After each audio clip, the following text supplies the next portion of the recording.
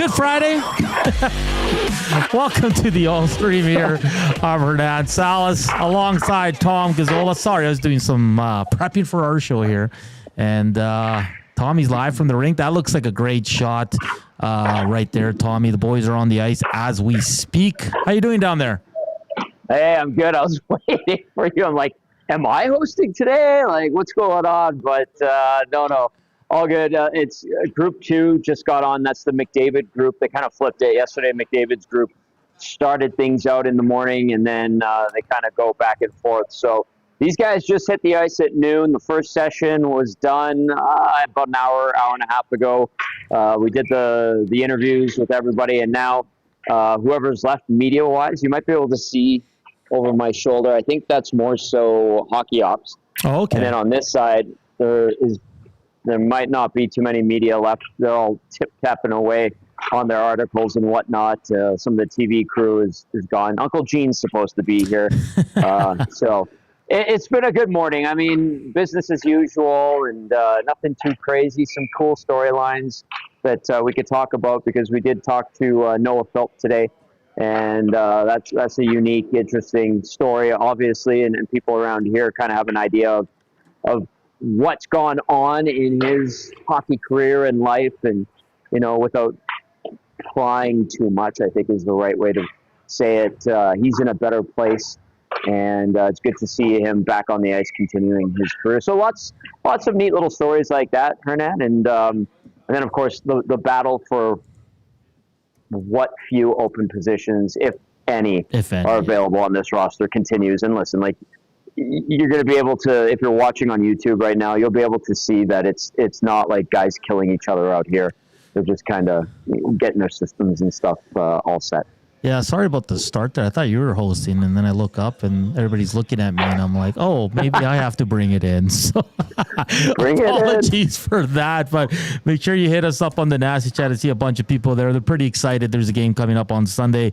Also, text us at 780-218-9999. Like Tommy said, the boys on day 2 there. And a lot of interesting stories. I will say this. We played Vasily Podkolzin yesterday, and seems like he has a really good personality. He made light of his fight with Lavoie last year in the AHL. And then they asked him about Connor McDavid. He goes, yeah, I was never on the icy game. So it's kind of nice to be with him. But he's definitely an interesting one because he's battling. I know he's penciled in right now into that fourth line. But this is a guy that, we had Israel Farah on our show midweek, and he said there's something there with this kid. He's only 23 years old. He has scored 14 goals. And he's got a little bit of jam, Tommy. So he's definitely, I think, right up there with Emerson. Those are the two guys that are going to be most watched here early on in camp.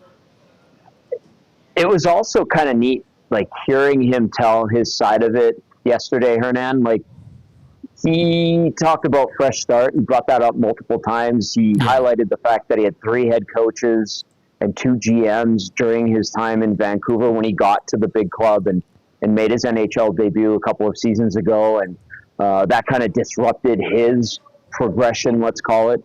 And, the fact that he was willing to kind of discuss it a little bit openly and not really shy away from it. So he reemphasized that fresh start, and he wants to take advantage of it. And, when people were asking him, what's your role going to be? How do you see yourself in this lineup? And he just said, I'll do whatever the heck they want. Power play, penalty kill, put me out there. And I think, Israel Fair, obviously a great guest, and has some great observations as well. He's talking about the strength and power of Podkolzin. I think that's where, he's going to have his biggest impact on this lineup is by being a good checker. If he can be responsible in his own zone, if he can reliably get pucks out when they're outletted to him on the wall, and whenever there's a release point from the defenseman, then that's good. And then if he can chip in with the offense and try to find some bit of that magic that he had in his rookie season, fantastic. Because anytime you can get 10-ish, 10-plus goals from a fourth liner, I think you're in a good spot. Yeah, and he fell out of favor with Talkit. And I remember last year, I think you and I both follow a lot of the Vancouver media, and they were kind of not puzzled, but they were like, damn, this guy just needs more opportunity. And it seems like with Tocchet, and you saw it with Niels Hoglander too, another Euro player where Tocchet kind of had to push him, and Podkolzin just couldn't find the spot there. So I think here a fresh start might turn things around, but I mean, I don't think this is a guy that's going to be playing on the top lines unless there's significant injuries. So, Tom, when a guy has a skill set like that, is it kind of almost going to hurt him to be on that fourth line? Because you're asking him to do things he's not used to. I want to say no.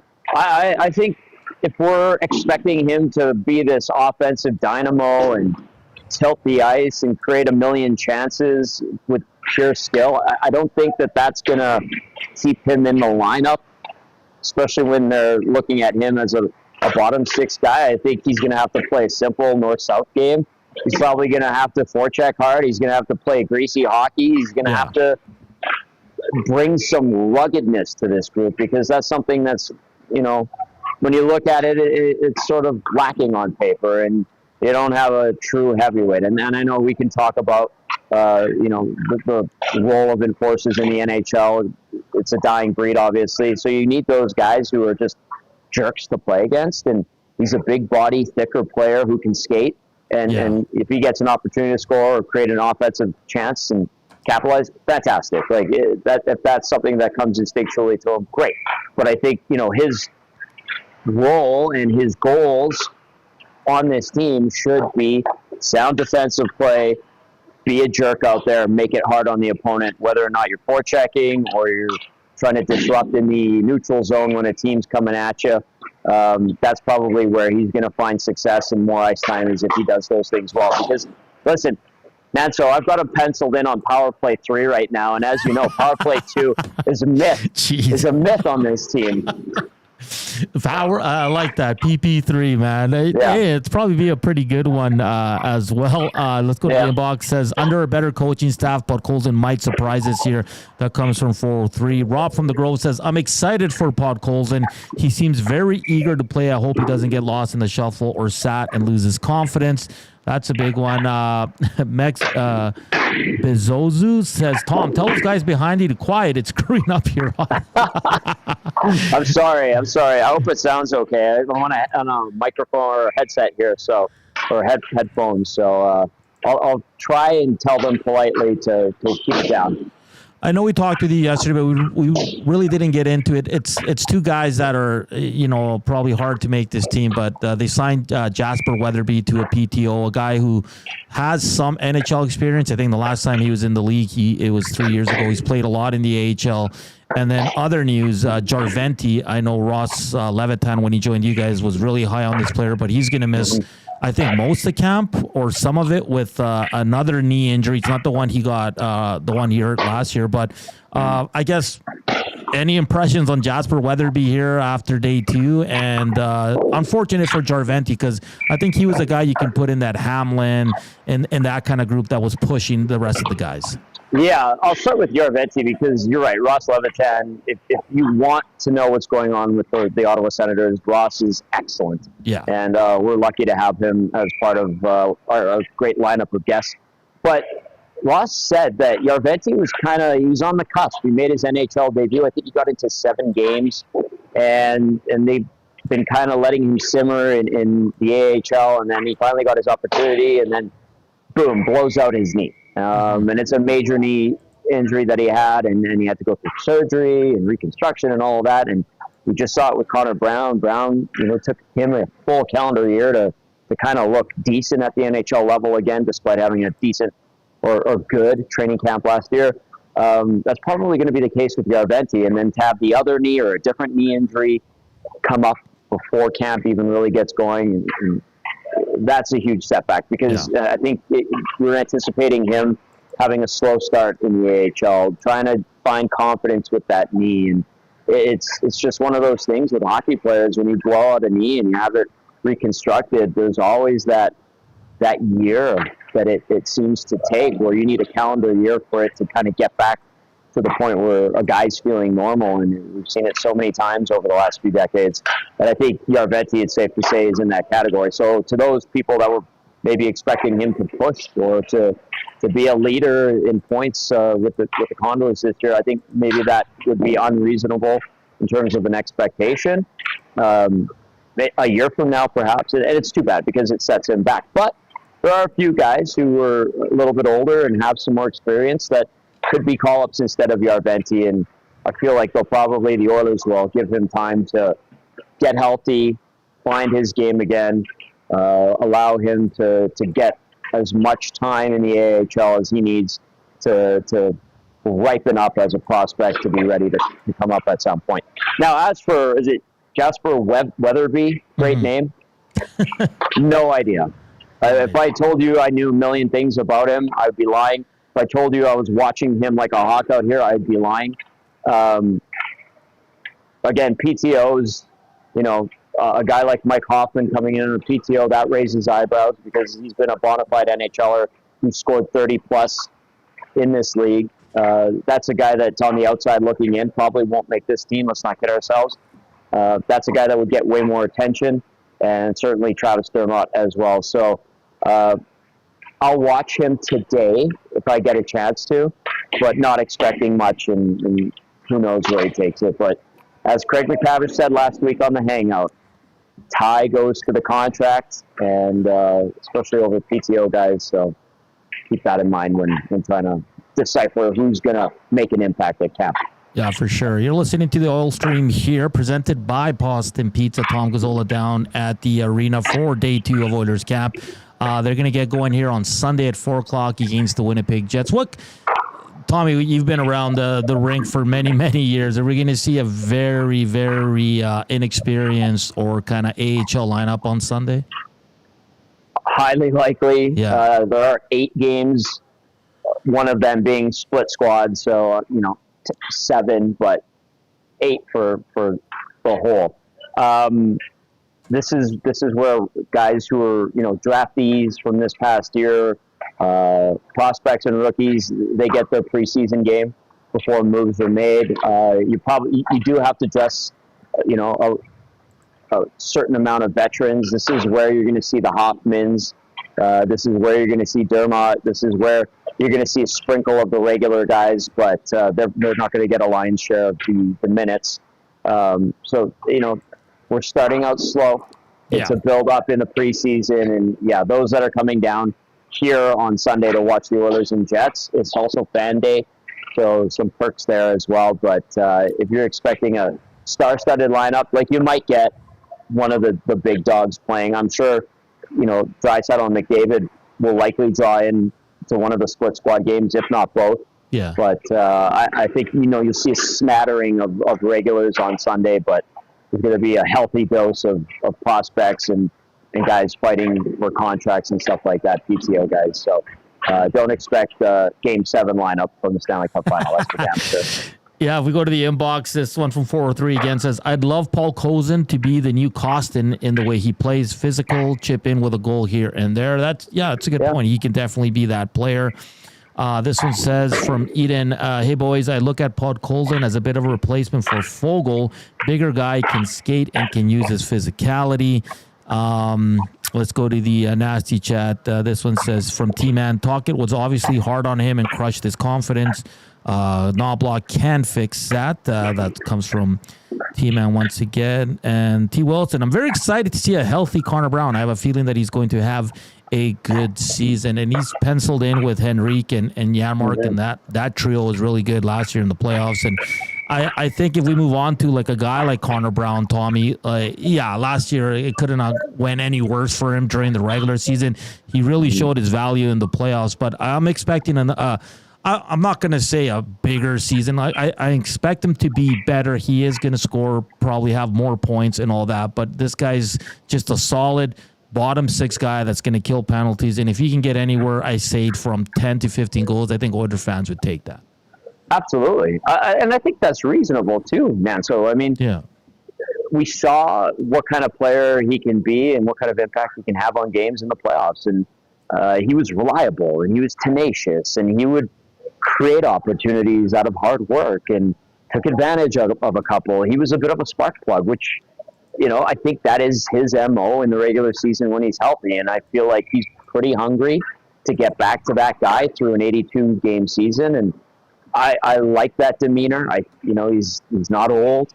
He's kind of in the meat of his career still, so I think it's totally reasonable to expect a 15-goal season, 15 assists, 20 assists from Conor Brown, PK time, maybe some power play 2 time, maybe. Don't start that, Tommy. Hey, if you look at it, like power play 2 on this team, they got the horses now. Pretty good. They have some good players that, like Jeff Skinner could be on power play 2. Arvidsson. Conor Brown, Arvidsson. You look at that, you're like, that's not bad. Those are good NHL players that have offensive panache. Henrique, Henrique had a 50-point season last year. And I did get a quick glimpse at Conor Brown as I got here after leaving the studio from the morning show. And he was moving nicely, and he looked like he was feeling good. He popped a couple of nice goals and some. I think they were doing like a 2-on-2 in the defensive zone, sideways type of game. And Conor Brown looked good. He was making some plays, and actually Leon Draisaitl made some really nice plays. But I was sitting with Paige Martin from Oilers TV, and she's like, "Oh, look at that one." I'm like, "Yeah, that was a nice move."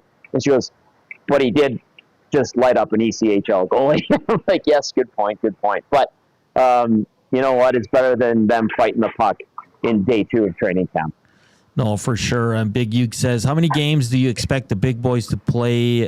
He's asking you specifically, Tommy. I'll just jump in there. I'll say 3. I don't know if you're around that same range. I think they'll play one early, a home game, so the fans can enjoy them, and then they'll probably play the last 2 or 2 of the last 3.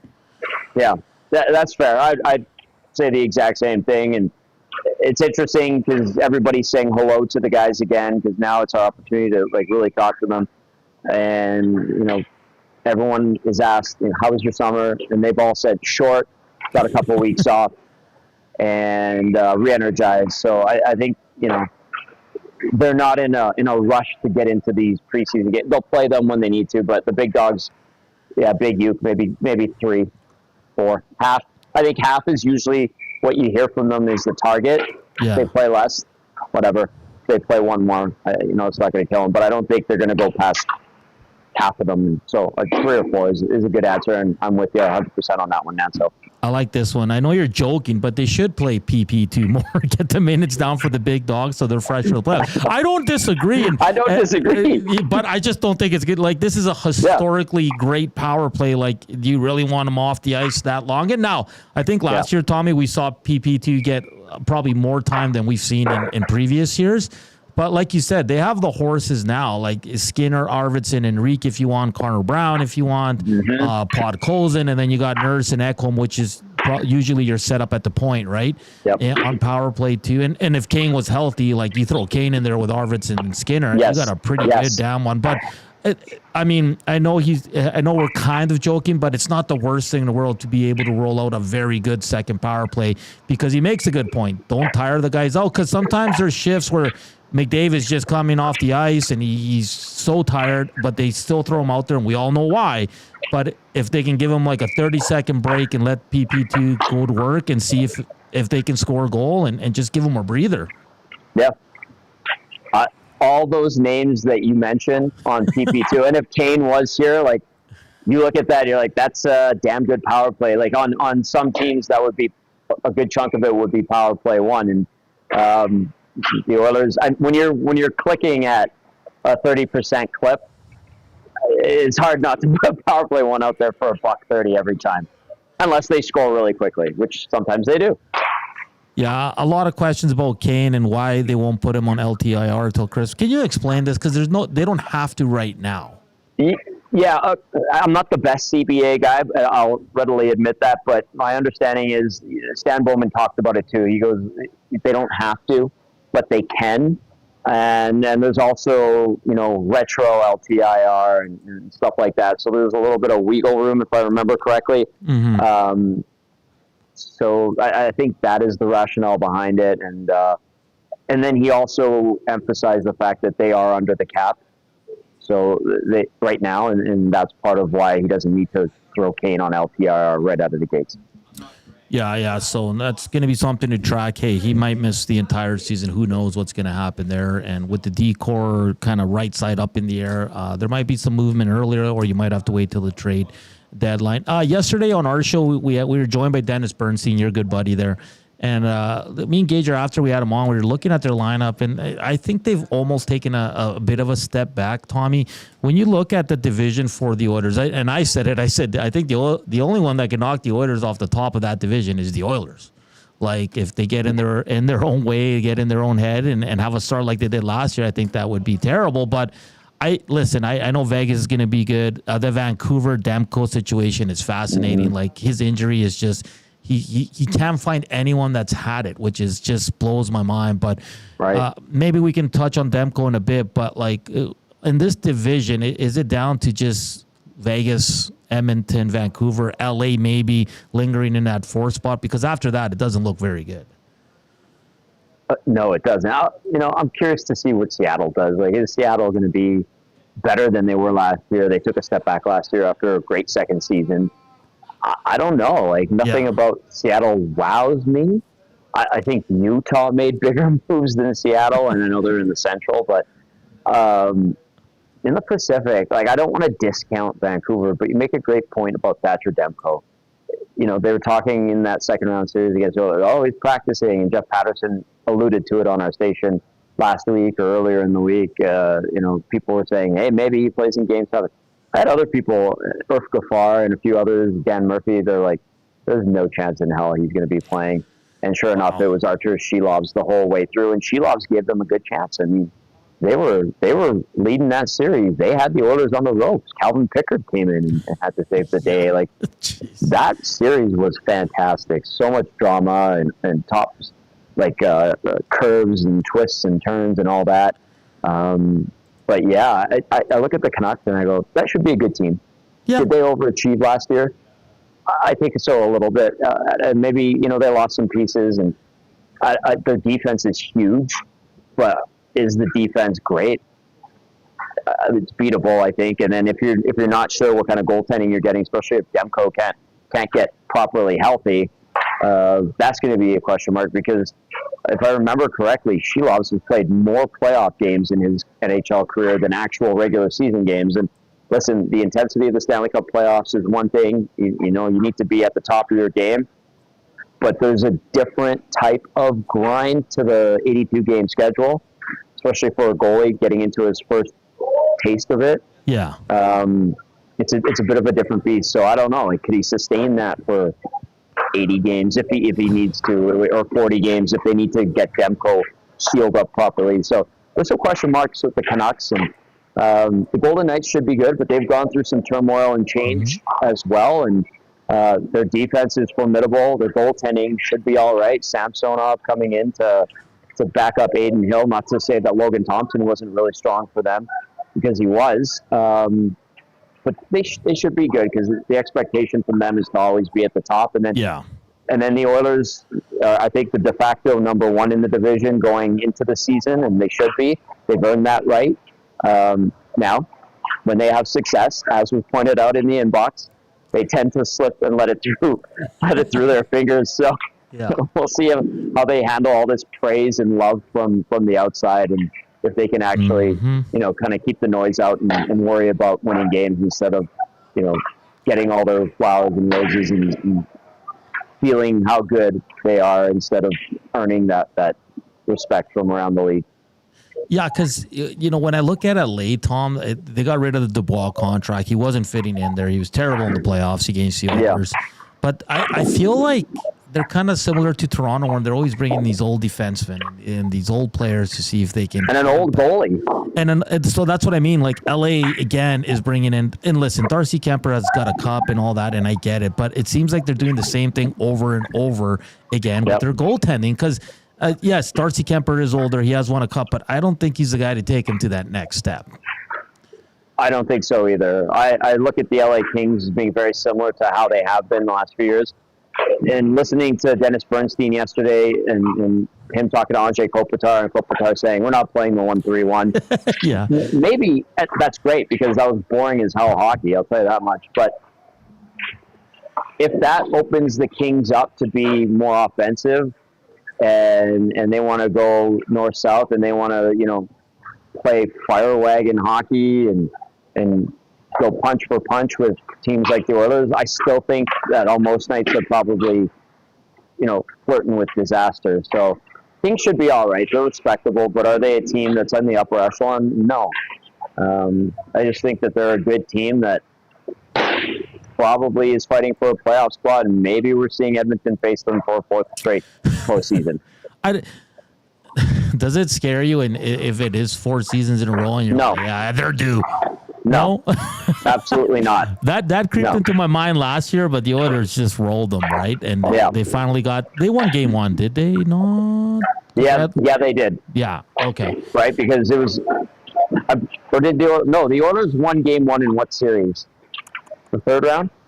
Against Dallas, right? In overtime. I think they beat LA though in the first game because we were going in. It was they had lost game 1 in like their last 4 or 5 series, something like that. Yeah, and then they blew game 1 against Vancouver, and then they lost game 1 against Florida. Oh, don't remind me of that game 1 in Vancouver, Tommy.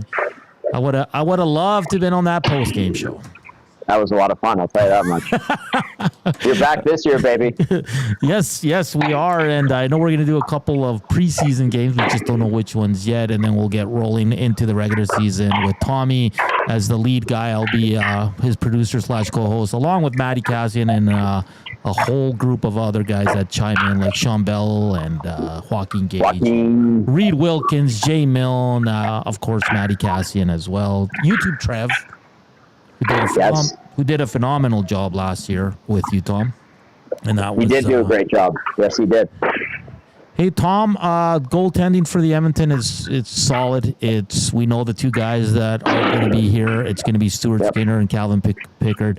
Stewie Skins played 59 games last year. Are you going over or under that now with Calvin Pickard, who I think's earned the trust of this coaching staff and the fan base and of the teammates? Do you see him playing more than that or around that? I'll take an over on it, but okay. Hernan maybe by 3. I think he might get to 62 games, and then Pickard gets 20. Maybe at some point, if somebody's a bit nicked up, we see Olivier Rodrigue called up. They also have Colin Delia here. That's right.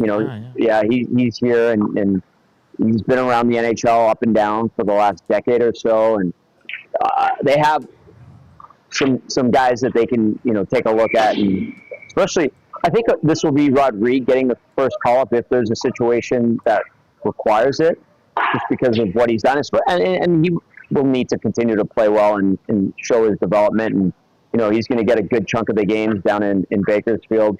But if worse comes to worse and there's an injury or something like that, and you got Delia in your back pocket, that's why he was signed too. But this is Stu Skinner's net. It's Calvin Pickard, his backup.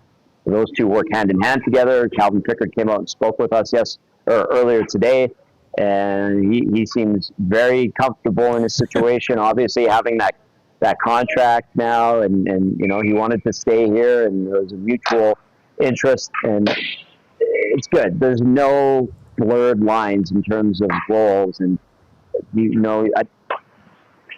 Calvin Pickard's not coming in here and taking away the opening night start from Stuart Skinner.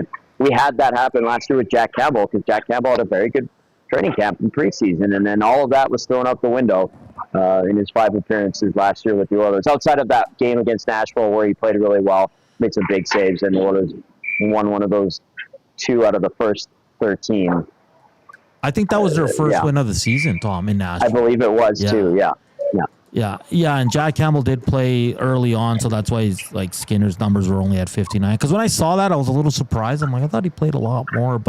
And the good thing about Calvin Pickard is that they didn't put him in the gimme games. He played some tough teams and picked up some wins. Now, did he struggle in a few games? Sure, of course. But I don't think they hand selected easy games for him to go into. And I think he showed well. And to come into that Vancouver series, Tom, and be able to win a game. And I know he lost the second one, but Yeah, I don't think people understand how hard that is to do. And when you've been a guy that's your journey's been kind of in between the two leagues, the AHL and the NHL, to come in there and win that kind of game and kind of get Stuart Skinner's confidence back up because he went in after and was lights out. Like I know earlier in the week we had a lot of texts on our show saying that Calvin Pickard's going to struggle this year, and I just don't see it.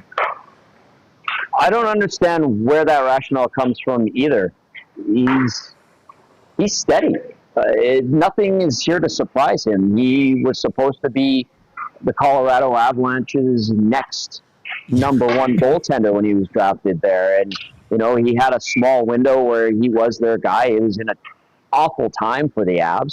And they were going through a huge rebuild. They had one of the all-time worst seasons in NHL history, if I remember correctly. And so he kind of got lost in the shuffle and pushed away and had to go and bounce around a few different organizations and take the starts that he could get and play well in the AHL. And it kind of knocked him off his course as a eventual number one in this league. And I think, he settled in nicely. He's back he's an NHLer. He's an NHL caliber goaltender. He's not a starter.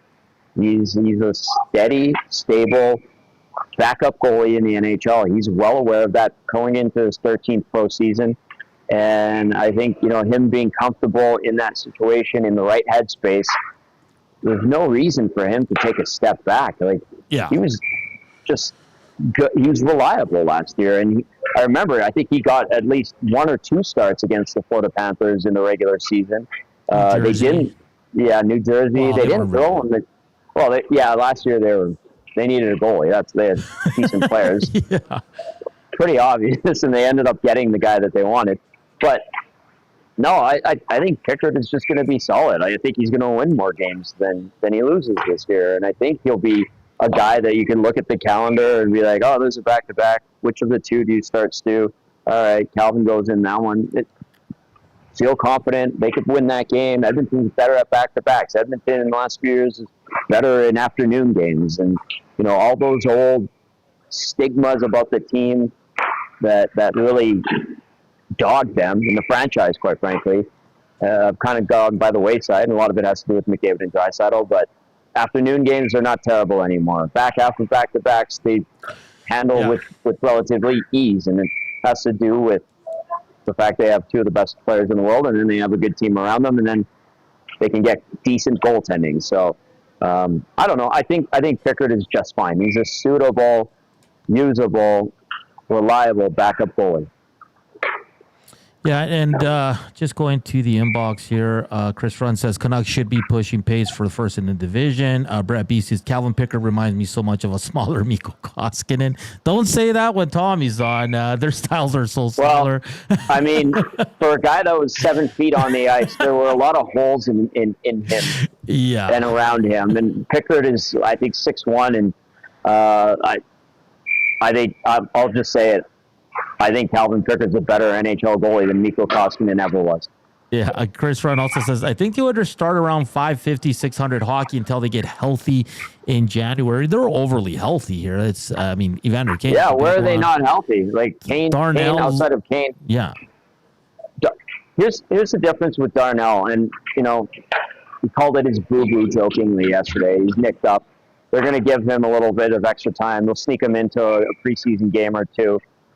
The fact that he's on the ice and he's skating around, is he on the ice right now? Yeah, he's on there. He's skating with Emerson. They just did a rush there. I think that's a good sign, and whatever continues to ail him, in another week and a half, in theory, should be fine. It's not like last year where Matthias Ekholm was a bit of a, where's Matthias? Is he okay? Oh, we'll see him soon. We'll see him tomorrow. We'll see him. And then it was game one, and he wasn't ready to go. I think that's where there's a little bit of a difference between Ekholm's situation and Nurse's. And then the other thing, too, like Ryan McLeod last year was not healthy. McDavid, he talked about it in the article he was in with Speck. He had the interview with Speck, and Speck asked him what happened last year, and McDavid said the way he trained, he wasn't feeling right at the start of the year. Well, he seems to be just fine. He's been the best guy on the ice, as he should be, in the 2 days that they've been on the ice. And I don't know. I think they're healthy outside of Kane and his situation, but knock on wood.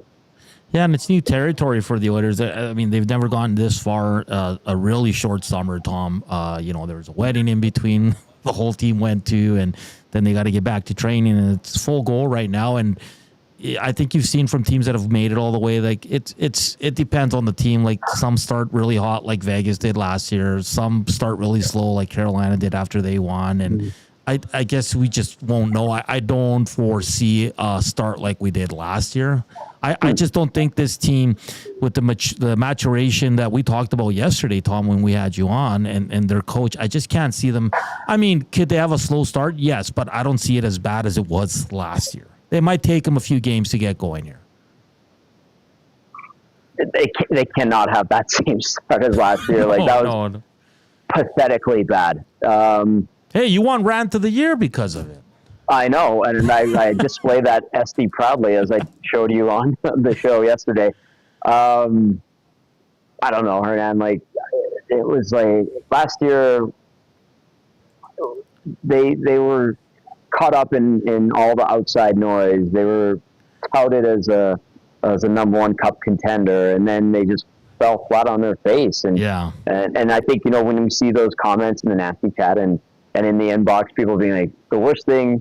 Or the Oilers are the only ones that can get in their own way. Like, it's funny, but it actually comes with some truth. And you hope that they've learned from what they didn't do to start the season last year. And I don't know, like 2-9-1 through 13 games, 32nd in the NHL, losing on I think it was like a Thursday night to San Jose, San Jose, against a team that could barely muster a goal a game. They gave up 3, could only score 2. Like, that was as low as it goes, and I don't think they're going to be that bad. I think they're going to get off to a decent start. If they can go post to post like the Golden Knights did 2 seasons ago, where they were just steady the whole season, all the way through the playoffs, or even have the same type of regular season the Canucks did. The Canucks were super consistent last year. They're going to be in a very, very good spot. I will say this about the Canucks. I think a lot of things went well for them last year. Jeff Patterson was on with the morning show last week, and he said their top 5 goal scorers missed a total of 5 games, Tom. That was a good point. That's unreal. And it reminded me of the 2017 Oilers. Like, nothing went wrong for them. They had no injuries, career years from a lot of their players, a hot goaltender. And, I think it's very similar. That's why I still think Vancouver's going to push the Oilers for the division, but I think they do take a tiny step back. Penner's Pancakes on the Nasty Chat says Skinner and Pickard can win the Cup. And at 3.6 combined for the next 2 years is a nice bonus. 0 worries on this duo for me. That's a good point on the money. Calvin C says, I felt bad for Campbell. I think the way the Oilers were playing to start the season, there was no chance for Campbell to succeed. Well, yeah, good point. Sure. Zedmo here says, where did it go? I thought Campbell would rebound after a strong playoff performance when he stepped in. And he did pick up the Oilers' first win last year. We got to remember that. And he was really good in that game because the Oilers got absolutely peppered. Let's see. Cass and I remember that game. And we were watching it at Ice House that night. We were on location for pre and post. And listen, Skinner was not having a good game, obviously. When Campbell went in, he ended up making some very timely clutch saves. Yeah. But at Cass, we looked at each other every time a puck was funneled towards the Oilers' net, and we're like, every one of these shots with Campbell in there has a chance to go in. Like, there was no faith in him, but people were like, "Oh, what a great performance by Jack Campbell." It ended up being a big clutch night for him, getting that win and the huge comeback, and it obviously turned the momentum in that series. But I don't know. I didn't watch him in that performance and go, man, he looks really solid. It was like deflections and shots that you thought he would save with his blocker were hitting like his pad. It was just in the right spot. And you got to be good to be lucky and lucky to be good. And he had one of those nights. But it always seemed like the confidence was paper thin with him, even after a good camp last year. And it's unfortunate because he was an all-star a couple of years ago. And maybe he refines his game in Detroit, but I don't know. They have like 17 goalies there that have played in the NHL. You think Vancouver's giving them a call saying, hey, what's up? We'll take Cam Talbot. I don't know, maybe. Because Talbot is there too, right? Like, it's Talbot, it's Leon. Campbell, I think, Leon. Lyon, and then is Ville Husso still there? Remember when Ville Husso had that one good year with the St. Louis Blues, and there were people around here being like, well, maybe there's the Oilers goalie of the future, and that hasn't really worked out for the Red Wings in the Steve Yzerman era.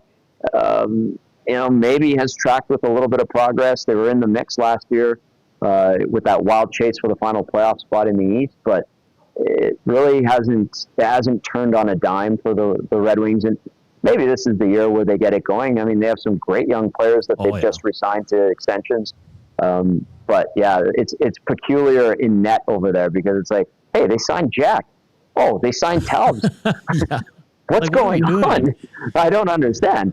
And they have a good young one waiting in the wings who played here for the old Kings. It's Sebastian Cossa, right? Like, and he needs time. There's a guy, first rounder, and the Oilers were very interested in him.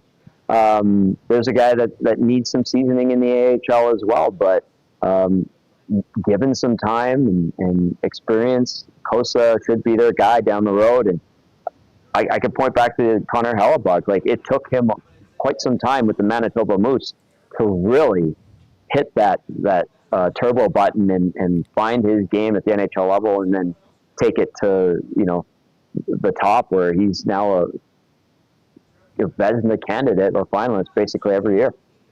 Brett B says Cossa should be the starting goalie in Grand Rapids, but how the heck do they make that fit with their goalie? Well, something's got to give here, Tom. Yeah, someone's going to hit the waiver wire here, and my money's on Jack Campbell. I mean, you're not Husso's staying there, Lyon's staying there. Who's the other one? Cam Talbot. Yeah, Talbot's what are you going to do there? So that's going to be interesting. I know Vancouver is in on Kevin Lankinen, but if one of those guys hits the waiver wire, they might pick him up just for insurance with the Demko situation, where he really didn't give a timeline yesterday, which is interesting. But there's so many. Go ahead. Talbot was an all-star last year.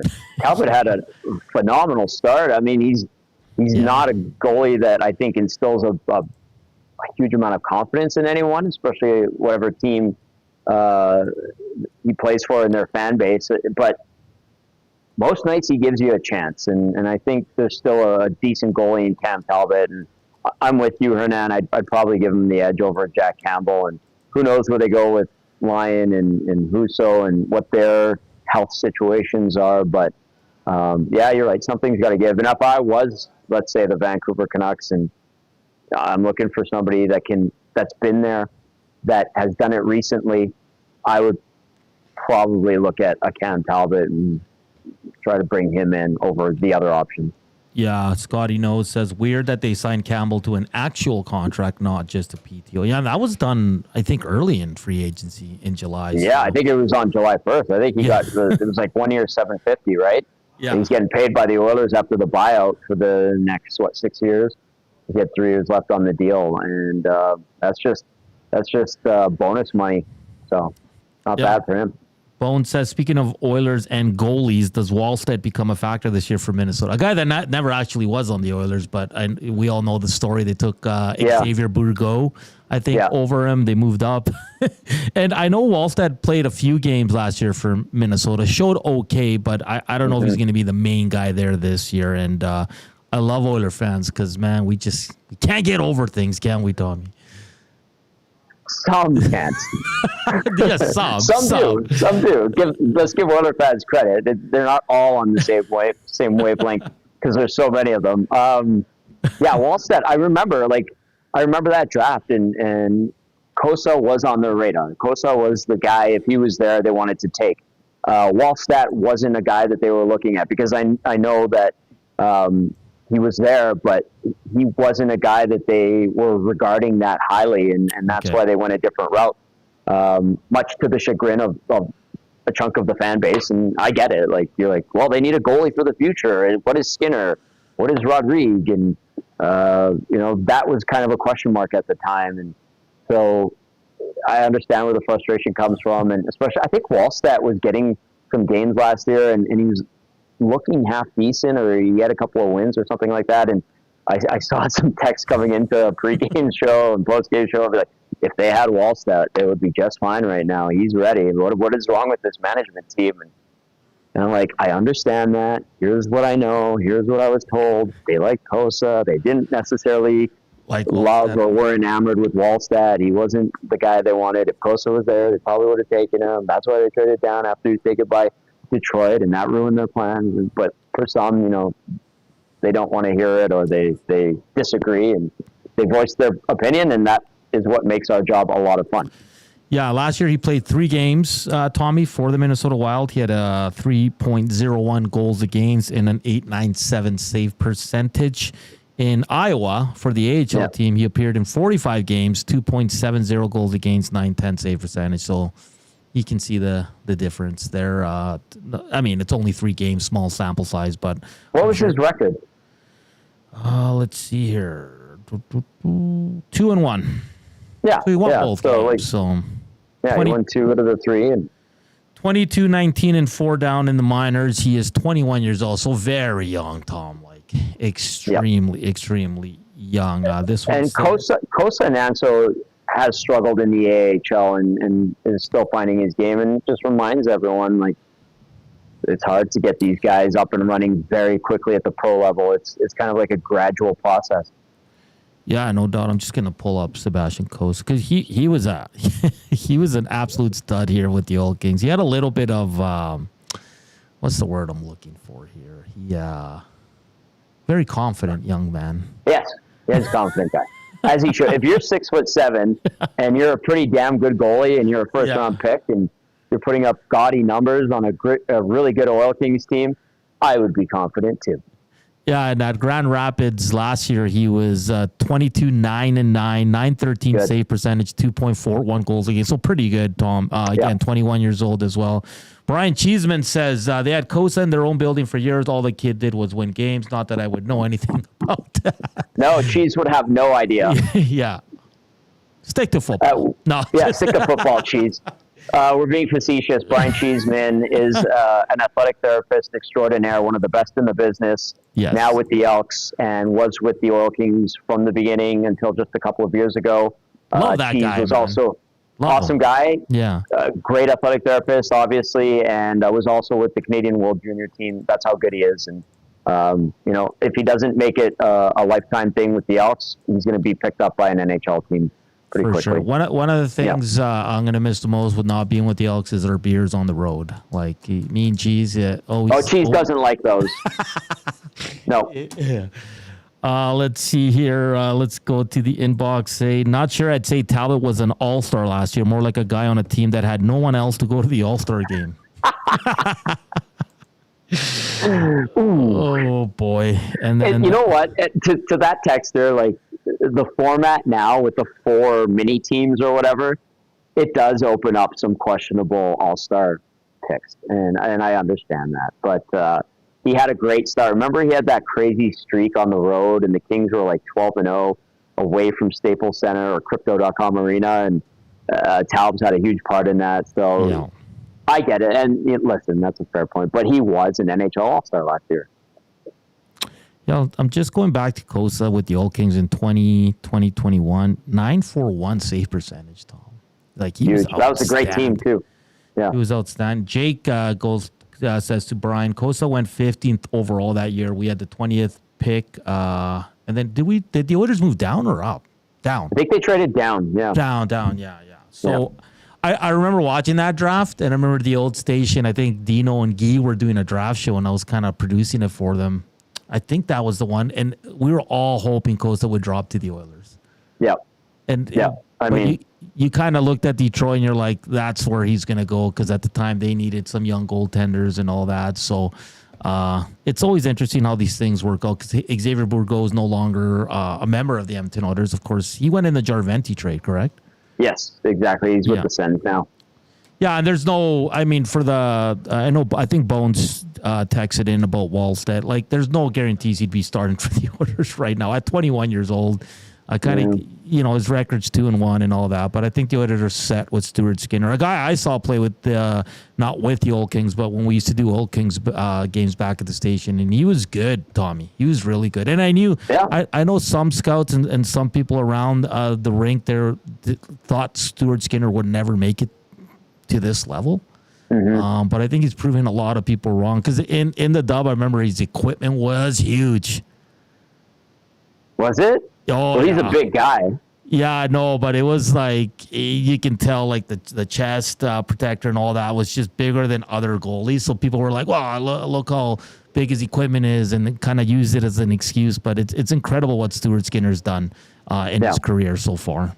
And he was rocking the blue and orange pads again. I know you and Gager were talking about it yesterday. And I thought it was actually really interesting when Joaquin said with the darker gear, it was easier to track the shots into your pads as opposed to like most goalies wear white gear. And I'm like, okay, well, like how much do you gain in being able to track it? Because, the contrast off the ice, black puck, white ice, and then darker colored pads and glove and blocker. I'm like, okay, that makes sense. And I guess like the difference between a goal and a save is that fraction of a split second. And if it helps your eyes catch it quicker, and like Gager said, you get the confidence in knowing where you're going to kick it out, and because you can see it and kind of plan ahead in that split second, which is incredible. But that's how good these goalies are. I found that very fascinating because, there was that theory, like if you have a little bit of white on your pads, it looks like the net to the shooter and the ice, and it looks like you have more room than you actually do. At the end of the day, if you make the damn saves and you get the wins at the end of the night, that's all that matters. You could wear the ugliest purple, green, and yellow pads, and if you win, that's all that matters. I love the setup. I love the dark colors, and Gager break it down. Like the biggest one that caught my attention was the rebound. Like the player won't know where it's going; he'll kind of lose it for a quick second, and maybe that little stutter step gains an advantage. But someone texted in yesterday and said it was very similar to Mike Smith's getup. Remember that one year? Yeah, that's the first thing I thought when I saw them yesterday, and I took that picture and posted it. I thought, I'm like, that looks like Mike Smith's old gear. And I know that him and Stu Skinner got along very, very well. And I don't know, like, listen, I'm not in the room or on the plane with the guys anymore. I don't know if, he took him under his wing a little bit. He very well may have. I know he gave him that hat that Stu wears from time to time going into the arena. But maybe it is kind of a nod and a tip of the cap, for lack of a better term, to former Oilers goalie Mike Smith. Yeah, one last one here from Chris Run says, Wyatt Johnston was picked after Bourgault, just missed on that pick. Go grab some scouting from Dallas. And this reminds me of last year, Tom. Oilers lost the game late in the season to Dallas. Wyatt Johnston scored the overtime winner. And the next day, a lot of jabronis out there. There were blogs, there was podcasts on how the Oilers' drafting is terrible. I'm like, calm down. It's one game. Wyatt Johnston is a hell of a player. But you know what? You know who else missed on him? 21 other teams. Yeah, exactly. So, yes. I was at the Elks, and I remember the next day there's all these articles about how the Oilers blew the draft because Wyatt Johnston scored one overtime winner on them. It was great. But that's what makes the fans here in this city great, because they're very passionate, and of course we all do it. We criticize all the missed draft picks, and there's been a lot here for the Edmonton Oilers. There's been a but hey, and that's a good point. I was talking to, I can't remember if it was Awanik or somebody else about this. At one point in the playoffs, I think the Oilers had, maybe I was talking to Reed about it, like 9 or 10 players who were drafted by them in the lineup. And I'm like, yeah, I know the draft history of this team, and Low Tide wrote a great book about it. Let's not get it. Generally bad. Okay, after the 80s, pretty bad. They've had a few hits. Like, yeah, they read really that have. Book, and I think it's a great book.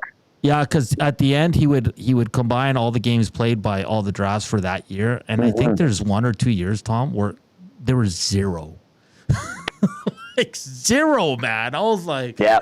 Holy smokes, that was bad. But it's a great book by our buddy Low Tide. Trev, they can eat you over here. We got to wrap up. It is a great book, but but anyway, just to finish the point, it was like, Vinny Desharnais, 7th rounder, and Yeah. it took a lot of time for him, and he's playing, and obviously the first round picks, the first overall guys, Nugent Hopkins and McDavid, and then you got Draisaitl at 3rd. Nurse, what was he, 13th or 14th, and Bouchard was a first rounder. Broberg was a first rounder. Holloway was a first rounder. But they were all playing, and they were all, contributing to a Stanley Cup run. And then you had guys like Skinner in the lineup, and you had Ryan McLeod, who was not a first rounder. So you did have like a decent amount of guys on that team going to a Game 7 of the Stanley Cup Final that were drafted and developed by the Oilers. And there's been guys in the meantime that were first rounders that ended up playing and continue to, Ethan Bear, Caleb Jones, Tujar Khaira, there's guys, Tyler Pitlick is still playing, for crying out loud. And he was taken in the 2nd round in 2010 after the Taylor Hall pick. And, Oscar Klefbom, if he had a healthy shoulder, would probably still be playing. Got Taylor Hall, obviously, and Nail Yakupov's playing in Russia. That was a bad pick. We all know that. But we talked about Nail for a tiny bit yesterday. Well, I enjoy following him on Instagram, and every now and then I'll shoot him a note, and he'll get back to me. I really enjoyed Nail Yakupov. Being around him. Now, it's too bad that his career was in the NHL circumvented the way it was, or completely went sideways. And some of it's on him. Some of it is obviously on the multiple coaches and managers that had him here. It's too bad. But anyway, the Oilers, their track record overall, not good at the draft. But I think, it gets dogged on for recent years more so than I think it should. Yeah, I'm not saying it's great by any means, but they've had a few hits, which is a good thing. Great stuff, Tommy. Thank you for joining us here live from Rogers Place there, as the Edmonton Oilers are on day 2 of camp, day 3 tomorrow, and then game day on Sunday as they take on the Winnipeg Jets. Oil Stream presented by Boston Pizza. For Tom Gazzola, I'm Hernan Salas. Enjoy the weekend. Enjoy the Elks game tomorrow and the Oilers on Sunday. We'll chat soon.